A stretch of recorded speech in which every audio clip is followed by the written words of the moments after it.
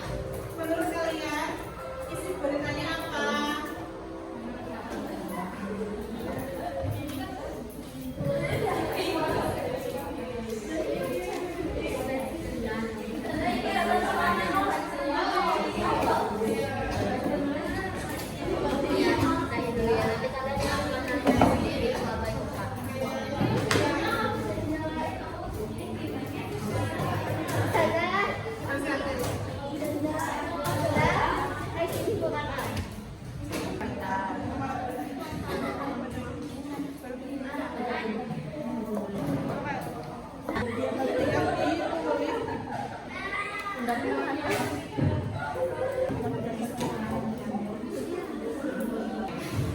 mencari yang revisinya. Teras apa? Yang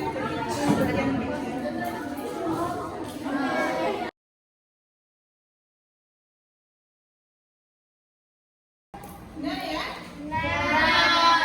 Ada yang jawabannya berbeda dengan nomor 1? Nggak sama ya? Kasih tepuk tangan.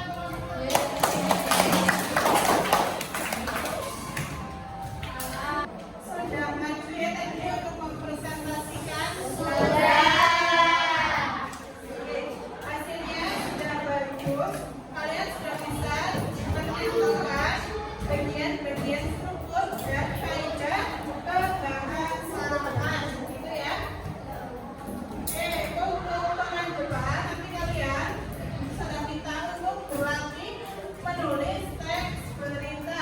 Jadi sama-sama bisa dimaksimalkan untuk mencari atau banyak membaca berita. Ya, materinya nanti kalian belajar membaca berita agar kalian nanti bisa membuat teks berita.